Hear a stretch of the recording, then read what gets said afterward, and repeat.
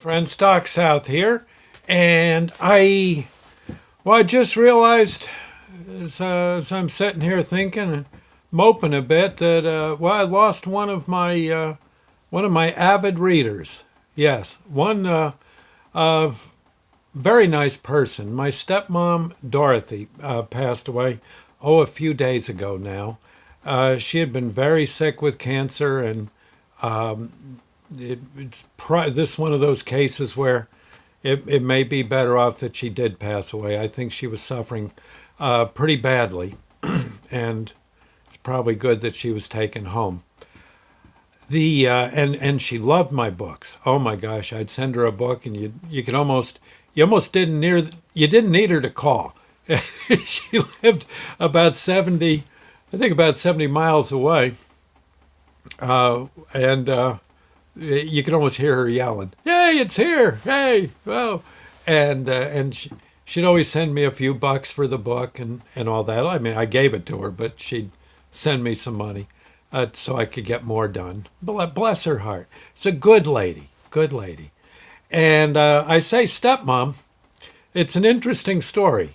Let's see. It would have been about 10 years ago, and I don't know. This I think is a pretty cool story, so I'll share it with you as best I can.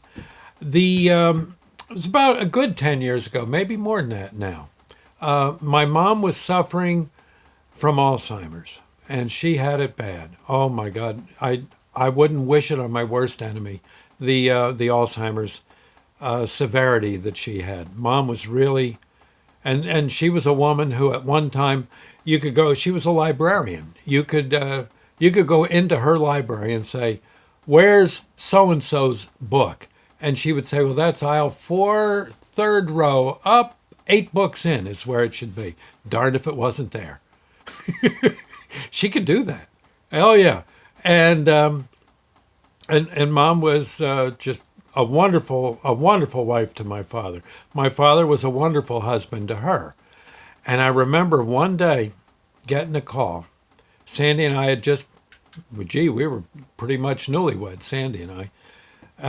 And my father says on the phone, he says, "Your mom, would you get on the phone and tell your mom that I'm her husband?"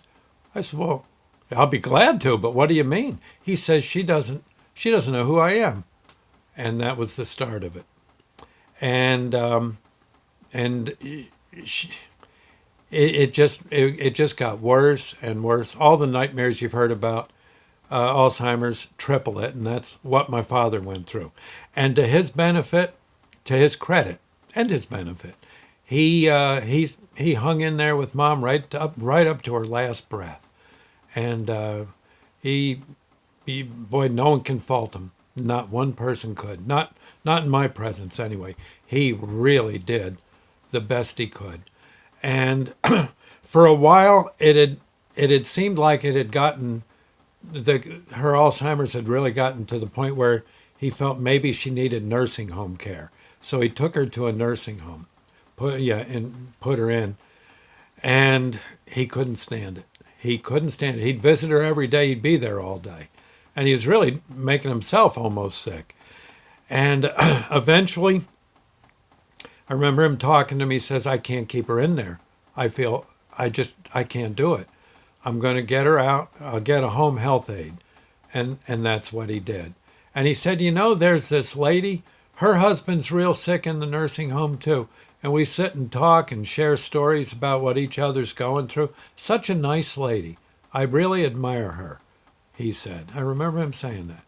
I said, "Well, yeah, there's a lot of good people out there doing just like you, trying to take care of their mates, and boy, you're all to be credited. A lot of people don't." And he says, "Yeah." But anyway, long story short, mom eventually passes away.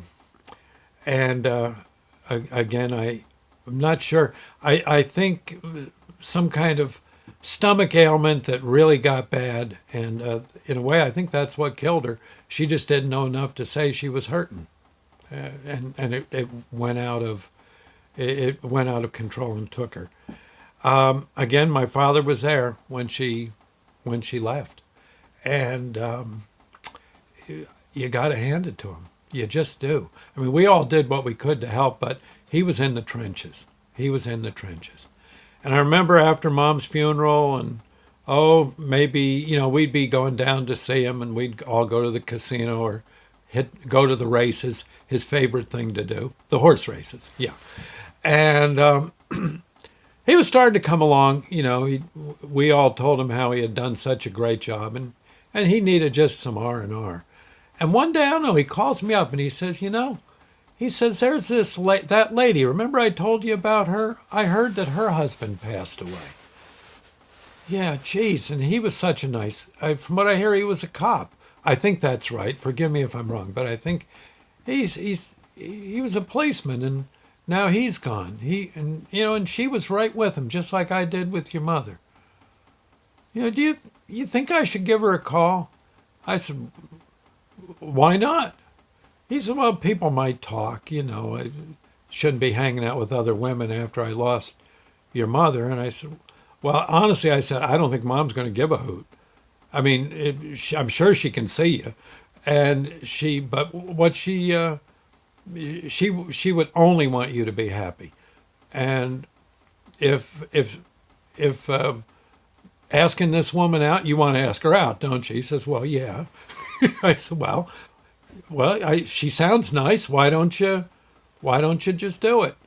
And, if anyone don't like it, well, have them see me, or you're pretty good at telling people off. Do it. Well, yeah. Next thing you know, he's asked her out. They're going out on dates. Yeah, they're going out on dates. And one day, I get another phone call. These always came by phone call. I guess he figured he could hang up on me if I got rancid or something. He says, we're going to get married. What? You are? He says, yeah, do you mind? I said, why would I mind? He says, because of your mom. I said, no, Mom won't care. I absolutely am certain Mom would not care. She's in heaven, you're on earth. This young lady, Dorothy, is on earth. Her husband's gone. What are you going to do? Well, and there's no sense both of you being miserable when you can, in your remaining years, you can make each other happy. That's how I saw it. So, long story short, one day I get another darn phone call. We're married. Okay. Well, congratulations.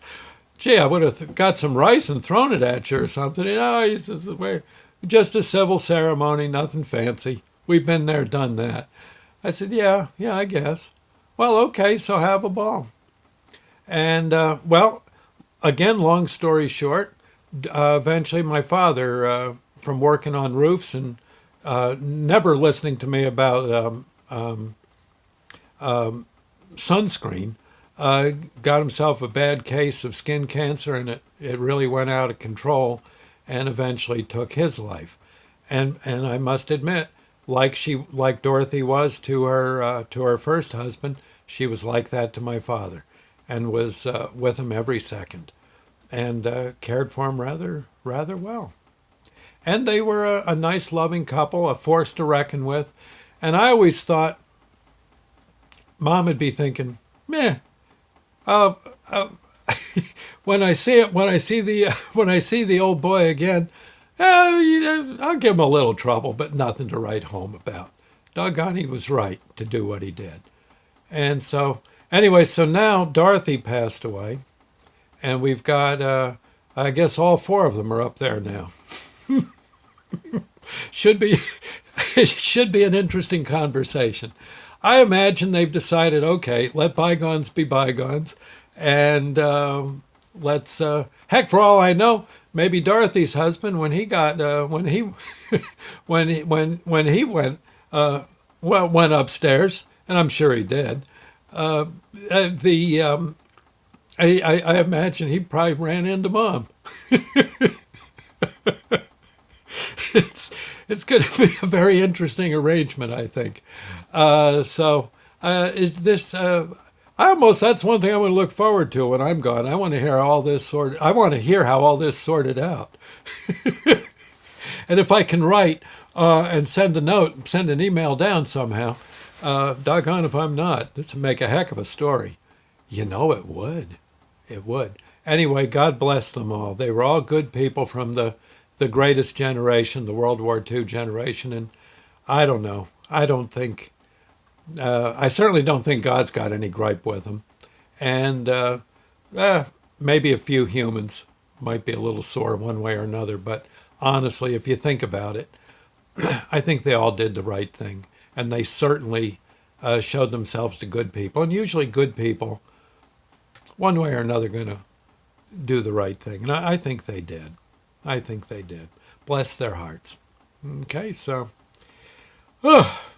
anyway, I just wanted to say, Dorothy, I can't think of her husband's name. Can't think of it. But Mom and my father, well, you're all number one on my book, even though there's four of you.